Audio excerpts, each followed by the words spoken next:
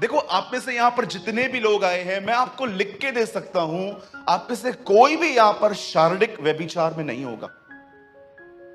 आप में से कोई यहां पर किसी की हत्या नहीं करता होगा। मैं आपको लिख के दे सकता हूं, आप में कोई नहीं होगा जिसके अंदर ये ख्याल है कि मैं किसी बैंक को लूटूंगा। हम मसीह लोग सारे बड़े बड़े पापों पे जल्दी जय पा लेते हैं, लेकिन जानते हो, ऐसा भी हो सकता है कि आप इन बड़े बड़े गुनाहों से दूर हो, लेकिन इनसाइड एक फरीसियों का जीवन जी रहे हो। फरीसियों के जीवन में सबसे खतरनाक बात क्या होती थी? विदाउट दूसरे का सुने, एक ही का सुन के वो न्याय करते थे। किसी ने आपको स्टोरी बताई, ये ऐसा है, ये ऐसा है, ये ऐसा है, जिसके बारे में वो बात कर रहे हैं, उससे मिले हो तुम उससे मिले हो? नहीं, तुम्हारे अंदर एक अपनी विचारधारा है कि हां, ये सही होगा। बहुत सारे लोगों ने स्मोकिंग बंद कर दी है, लोगों का न्याय करना बंद नहीं किया है। बहुत सारी बहनें हैं जो किसी को मारती नहीं है, लेकिन अंदर ही अंदर इतना जलती रहती हैं, इतनी जलन है, और जलन के अंदर ही वो कुछ भी बोलती रहती है। किसके लिए भी? याद रखिए, कुप्पियों में तेल नहीं था, मशाल जल रही थी। Outside testimony was very good, बाहर से सब लोग आपको धर्मी समझते थे। ओ, आपके एक्शंस कितने पवित्र हैं, होली हैं, बैठने के तरीके, आप सब भाई बाइबल लेके आते हैं। आप बहुत अच्छे से जानते हैं कि आप अंदर में क्या है। क्या आपकी कुप्पियों में तेल है? ये एक व्यक्तिगत जीवन है। याद रखिए, आप बाहर से नहीं, आप अंदर से कैसे हो, ये मात्र परमेश्वर जानते हैं। और याद रखिएगा, हमेशा याद रखिएगा, अविश्वासियों के 1000 झूठ, खुदा के सामने एक झूठ है। विश्वासी का एक झूठ, खुदा के सामने 1000 झूठ है। Remember always your life. अगर एक अविश्वासी 1000 झूठ बोले ना, तो खुदा जानते क्या कहेगा? एक ही है। क्यों? वो मुझे जानता ही नहीं है। लेकिन आप में से जितने भी लोग अगर एक झूठ कहेंगे ना, खुदा कहेगा आपने 1000 झूठ बोल दी। क्यों? क्योंकि आप सब जानते हैं। मैं आज शाम को लेटा हुआ था, मैं कार में आराम से मैं आ रहा था, मैं प्रभु को कह रहा था, प्रभु मुझे कुछ वचन दे। मैं बहुत लोगों को देखता हूं, बहुत आसानी से झूठ बोल देते। जॉब को पाने के लिए झूठ, हवलदार से 100 रुपया ज्यादा देने के लिए झूठ, अलग फॉल्स इंप्रेशन देते हैं।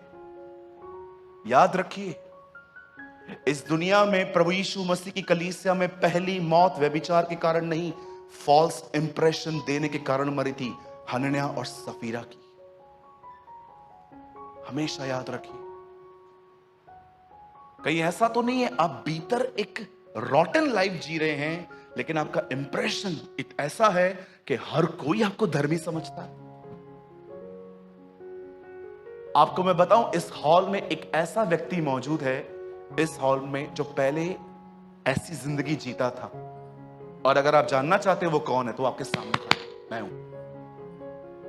मैं ऐसी जिंदगी जीता था, सालों तक मैंने ऐसी पाखंडी भरी जिंदगी जी है, जब तक मुझे होल ट्रुथ नहीं पता चला कि मेरी डेस्टिनी यीशु की तरह बनना है।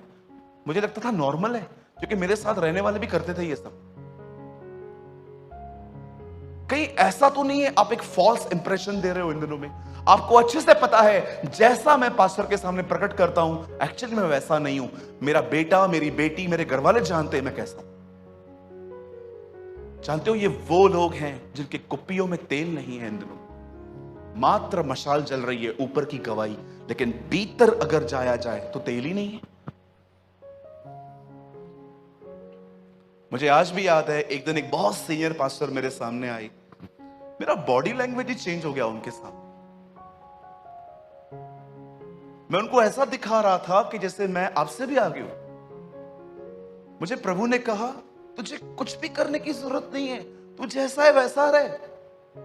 काय को दिखाता है उसको तू ऐसा करके? वो तेरा परमेश्वर है।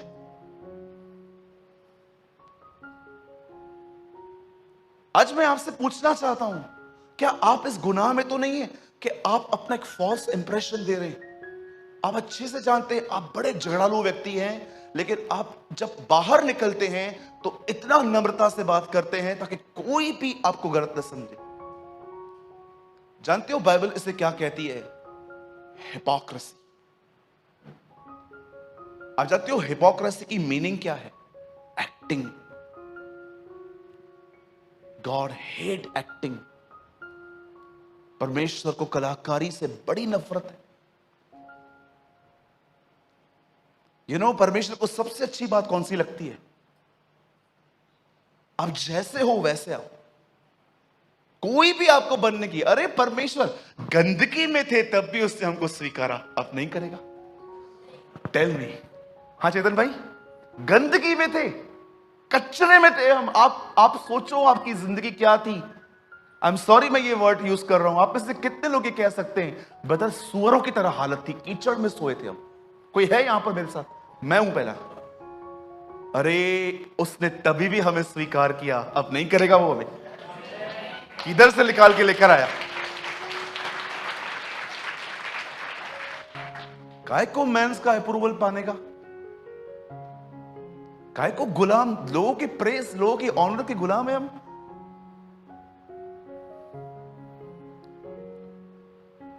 आपको पता है कुछ लोग मुझे पसंद नहीं करते हैं, जानते हो कारण क्या है? लीडर्स, कुछ लीडर्स मुझे पसंद नहीं करते। उसका मेन कारण जानते हैं क्या है? मैं हमेशा कहता हूं, if you are a pastor don't behave like God. अगर आप एक पास्टर हैं तो अपने आप को यह न समझो कि परमेश्वर की तरह लोग आपसे चले। यीशु ने साफ कहा, तो किसी को पिता न कहना। इसका मतलब क्या है? तो किसी को वो जगह मत देना जो तेरे स्वर्गीय पिता की है। सिंपल। मैं हमेशा कहता हूं पास्टरों से, हमें ऑर्डिनरी भाइयों की तरह रहने की जरूरत है। मैं हमेशा कहता हूं तुम किसी के पैर नहीं धो सकते ना, ठीक है काम करो। जब तुम्हारे चर्च से लोग लीव होते हैं ना, आपको पता है उनकी चप्पल कौन सी है? उनकी चप्पलों को उठा के दिया करो। ये तो करो कम से कम। मैं नहीं सोचता कभी भी कलीसिया के अंदर कोई, मुझे आज भी याद है उस दिन मैं चर्च लीव कर रहा था, एक आंटी खड़ी थी, बेचारी बहुत ओल्ड थी, चश्मा पहना हुआ था, चप्पल ढूंढ रही थी, मिल ही नहीं रही थी उसकी चप्पल। मैं देख रहा था, मैंने कहा आंटी कौन सा है, ब्राउन है, ब्लैक है? ब्लैक है। मैंने 3-4 चप्पल हाथ को उठाई, इसमें से कोई है? बोला हाँ ये। मैं कहा लो पहनो। अरे फिर क्या हुआ? मैं क्यों वेट कर रहा हूं कि कोई मुझे को चप्पल ढूंढ के दे? हम क्यों नहीं ढूंढते? If you are a pastor don't behave like God, be like a servant. हम उस खुदा को मानते हैं जिसने मरने से एक रात पहले अपने चेलों के पैर धोए। वो राजाओं की तरह नहीं रहता था।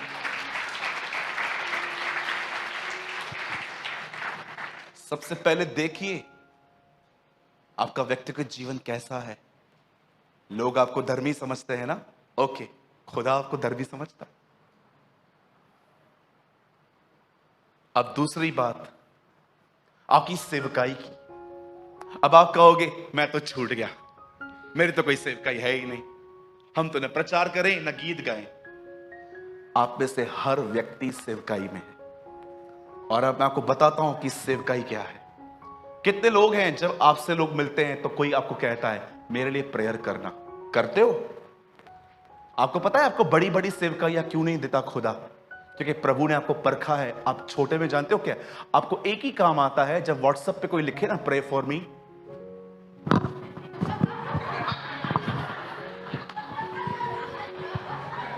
ये दुआएं आजकल की।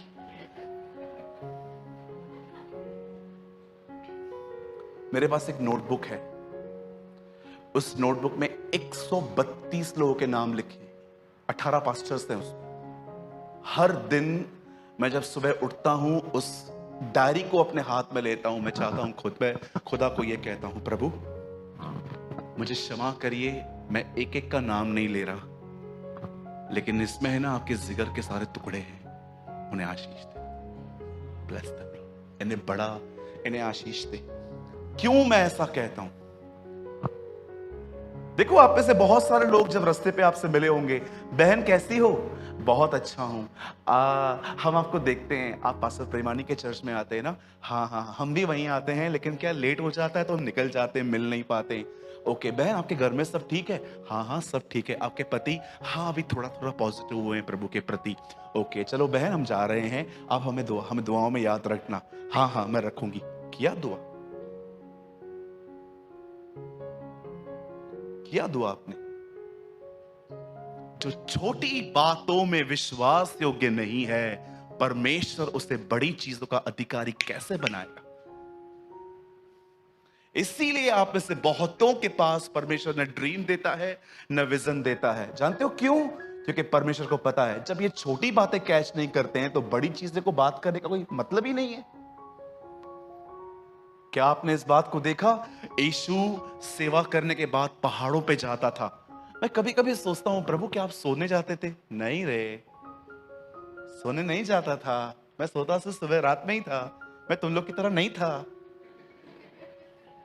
मुझे लगता है यीशु पहाड़ों पे इस रात को जाके, जानते हो क्या कहता था? वो कहता था, पिता आज मैं बैतनिया गया, वहां पर लाजर जिलाया गया। प्रभु आज मैंने पूल पे गया, उधर मेरे को 38 साल का एक रोगी मिला, उसको भी चंगाई दी। प्रभु, मेरे परमेश्वर, मेरे पिता, मेरे बाप, मैं तुझे सारी महिमा देता हूं। Do you know, wait wait wait, उसकी इसी चीज ने उसे स्पिरिचुअल प्राइड से बचा के रखा था। एक भाई मिलते थे मुझे, वो हमेशा मुझे एक बात बोलते थे, भैया मैं इस चर्च का हूं, ये मेरे दोस्त हैं, मैं इनको ले गया, मैं इनको ले गया, मैं इनको ले गया। यू नो, कुछ लोग एक व्यक्ति को चर्च में लेके आते हैं ना, जीवन भर बताते हैं मैं इसे लेकर गया, और तेरी वजह से कितने गए हैं वो पता है? हाँ, मैं लेकर आया, मैं लेकर आया। आप देख रहे हैं इस बहन को, ये 8 महीने से कलीसिया में आ रही है, मैं इसे लेकर आई। ये बहन बड़ी दुखी थी, लेकिन आज इस बहन के जीवन में बहुत महान चमत्कार हुआ है। ये गवाही देना चाहती थी, लेकिन इसने कहा आप मेरी हेल्प करो। मैं इसको लेकर आई थी, मैंने इसको हमेशा अपनी दुआओं में याद रखा था। Stop all this nonsense. तो मैं चुप करके ये कहना चाहिए, ये बहन कलीसिया आई, यीशु के साथ जुड़ी और ये आशीषित हुई है। कितनी महिमा लेते हैं हम परमेश्वर की। कई भाई लोग आते, मेरे को बच्चा नहीं, मेरी वाइफ को बच्चा नहीं हो रहा था। तेरे को नहीं, सॉरी, तेरी वाइफ को मेरी वाइफ को बच्चा नहीं हो रहा था। फिर हमने ना 40 दिन का उपवास किया, और हमने परमेश्वर से प्रार्थना नहीं की, हमने उपवासों के द्वारा उसे खरीदा।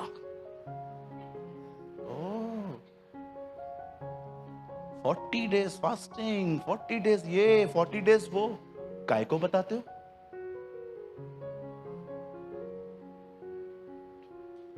जानते हो मैं इन लोगों को क्या कहता हूं? महिमा चुराने वाले लोग। कैथरीन हमेशा कहती थी, if you touch the glory of God, the glory will depart. अगर तुमने कभी भी उसकी महिमा को छुआ, वो महिमा चली जाएगी। कभी आपने इस बारे में सोचा? जब उजा ने संदूक को टच किया, वो मर गया, लेकिन नबूकदनेस्सर सारे मंदिर का सामान ले गया, उसे कुछ नहीं हुआ। Why? क्योंकि उजा के समय में महिमा इज़राइल में थी, नबूकदनेस्सर के समय महिमा चली गई थी। That is the reason. परमेश्वर ने आप में से हर एक को एक सेवा दी है। आपको क्या लगता है बहनें प्रचार नहीं कर सकती? आप में से हर बहन प्रचार कर सकती है। कौन कहता है बहन प्रचार नहीं कर सकती? लाओ मेरे सामने उस लोगों को, मैं डिबेट करने के लिए तैयार हूं उन लोगों से। कौन कहता है? सदैव याद रखिएगा, जो भी लोग एंटी हैं इस बात के प्रति, नहीं नहीं बहनें मैसेज नहीं प्रीच कर सकती। क्यों नहीं मैसेज प्रीच कर सकती? कहां लिखा है बाइबल के अंदर? मेरे भाइयों, सदैव याद रखना, यीशु मुर्दों से जी उठा है। यह खुशखबरी हमारे पास एक बहन लेकर आई थी। यीशु एक बहन के द्वारा आया। कलीसिया को दूल्हा नहीं दुल्हन कहा गया। मैं अंत के दिनों में अपने बेटों को दर्शन दूंगा, वे भविष्यवाणियां करेंगे। बाइबल में ऐसा कोई वचन नहीं है मैं अपने बेटे और बेटियों को दर्शन दूंगा। फिर मेरे बेटे और बेटियां कहलेंगे। आप में से सारी बहनें, यहां पर जितनी भी बहनें हैं, आप सब एक दूसरे को सुसमाचार बता सकती हैं। और याद रखिए, आप में से किसी किसी बहन को तो परमेश्वर टीचिंग मिनिस्ट्री भी दे सकता है, बिल्कुल दे सकता है। पर जानते हो क्यों नहीं देता? कारण क्या है? क्योंकि छोटे में ही विश्वास योग्य नहीं थे। किसी बहन ने आपको चर्च में कहा था मेरे लिए दुआ करना, नेक्स्ट मीटिंग में मिली, आपने उससे पूछा आपकी तबीयत अब कैसी है? मैं आपके लिए प्रेयर कर रही हूं बहन। नहीं किया ना, एक बार हो गया ना प्रार्थना। प्रभु ने भी तो कहा है ना, अन्य जातियों की तरह बकबक न करो, बार बार मत मांगो। ओ, ये वचन पकड़ा है। अब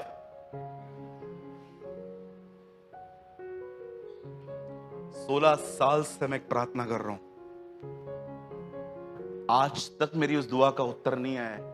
आज भी की मैंने मॉर्निंग में वो प्रेयर, पर मैं जानता हूं परमेश्वर ने मेरे अंदर वो बात डाली। रविवार को कॉन्फ्रेंस में मैंने प्रचार नहीं किया था, मैंने अपना जीवन शेयर किया था आपसे कि परमेश्वर ने मेरे हृदय में कुछ उपजाया है और वो जानता है वो अपने समय में उसे पूरा करेगा। मैं खड़ा रहूंगा, दैट्स इट। पहला, आपकी अपने व्यक्तिगत जीवन को देखो। सेकंड, देखो कि परमेश्वर ने आपको कुछ काम दिया था, क्या आपने वो फेथफुली किया? और अब जो तीसरी और आखिरी बात है तैयारी की, वो ये है, सोचो मनुष्यों के साथ आपके व्यवहार कैसे हैं, लोगों के साथ आपकी डीलिंग्स कैसी हैं। क्या आप इस दुनिया में ये कह सकते हो मुझे किसी के प्रति कोई नफरत नहीं है, चाहे किसी ने भी कुछ भी कहा? धर्मी का एक स्वभाव है। आप इससे कितने लोग ये बात जानते हैं? परमेश्वर का एक स्वभाव है। रोमियो की किताब 3 अध्याय में पौल कहता है परमेश्वर ने अपनी धार्मिकता मनुष्य को माफ करके प्रकट की। परमेश्वर धर्मी है, पर उसने अपनी धार्मिकता कैसे दिखाई? लोगों को माफ करके। वैसे ही जो अपने आप को धर्मी कहता है उसका एक स्वभाव है। नीति वचन में लिखा गया है धर्मी जो कहता है उसे पूरा करता है, चाहे हानि क्यों ना उठानी पड़े। ये उसका एक स्वभाव है। आप जानते हो जो भी लोग अपने आप को मसीह कहते हैं उनका लोगों से व्यवहार कैसा है, ये बहुत ज्यादा इंपॉर्टेंट रखता है। यीशु ने कहा अगर तू अपने कलीसिया के अंदर जाए और वेदी के सामने खड़ा हो और तू बहुत कुछ ले आया है, लेकिन अगर तुझे याद होता है कि कोई है जो तुझसे नाराज है, अपना पैसा, अपनी भेंटें सब तू वहीं पर छोड़ दे। कोई और कलीसिया कहे या न कहे, मैं आपको बताना चाहता हूं, अगर आपके अंदर नफरत है, आप इस कलीसिया को 4 लाख रुपए डोनेट कर दो, वो खुदा तक कुछ नहीं पहुंचने वाला।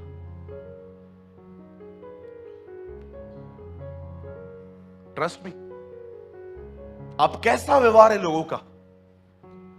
क्या आप ये कह सकते हो मुझे किसी से कोई नफरत नहीं है? जब भी लोग मुझसे मिलते हैं, ठीक है कुछ लोग मुझे पसंद नहीं करते, मैं करीब जाता हूं तो और खराब हो जाती हैं चीजें, इसलिए मैंने डिस्टेंस मेंटेन किया है। बट हेट, नफरत बिल्कुल नहीं। और अगर आपको यह जानना है कि आपको नफरत है कि नहीं है, मैं आपको अभी कभी बता देता हूं कि आपके हार्ट में क्या है। देखो, जिस आदमी से आपका पंगा था, आज के दिनों में आप उस आदमी के बारे में लोगों से क्या बात करते हो? बहुतों को लगता है मेरा मन तो सबके सामने ठीक है। जब पौलुस अरेस्ट हुआ और अग्रिपा के सामने पहुंचाया गया, तो जानते हैं वहां पर खड़े होकर क्या कहता है? उस परमेश्वर की सेवा जो मैं अपने बाप दादाओं के समय से करता आया हूं, वह गवाह है मेरा विवेक मनुष्यों के प्रति शुद्ध है। ये पौल कहता है, हर एक के प्रति वो कहता है मेरा, इट मींस मैंने अपने अंदर किसी के लिए नफरत नहीं रखी है। आप कहते हो ना मैंने उसको माफ कर दिया है, तो उसकी चर्चा क्यों करते हो बार बार? क्यों कॉल्स करके लोगों को बताते हो इसने ये किया, इसने ये किया? सुनिए, एक होता है किसी को अपनी प्रॉब्लम बताना ताकि आपको रास्ता मिले, मैं ऐसों की बात नहीं कह रहा हूं, मैं उनकी बात कर रहा हूं जो बुराइयां करते। पति घर से निकला, लगाओ मां को चालू हो जाओ, है ना। मुझे एक घर बताओ जिस घर की बातें बाहर जाती हैं और वो घर खुश है। आप अपने घर को काट रहे हो। एक दिन यही लोग, बाहर के लोग, आपके घर को तोड़ देंगे, आपको पता तक नहीं चलेगा। बहुत सारी बहनों को मैंने देखा है, सब घर की बातें मम्मी को बताती है। सास ऐसे कर रही है, पति ऐसे कर रहा है, बच्चे सुनते नहीं है, ये नहीं है, वो नहीं है। आपको क्या लगता है ये अच्छी बात है? मैं आपसे पूछना चाहता हूं, आप उसके प्रति क्लियर हो ना? आपको नफरत नहीं है ना, तो फिर आप बुराई क्यों कर रहे हो? मतलब बाइबल साफ कहती है, जो तुम्हारे दिल में है वही तुम्हारे मुंह पे आएगा। कभी मत कहा करो मेरे मन में नहीं था, मुंह से निकल गया। जी नहीं था, इसीलिए आया।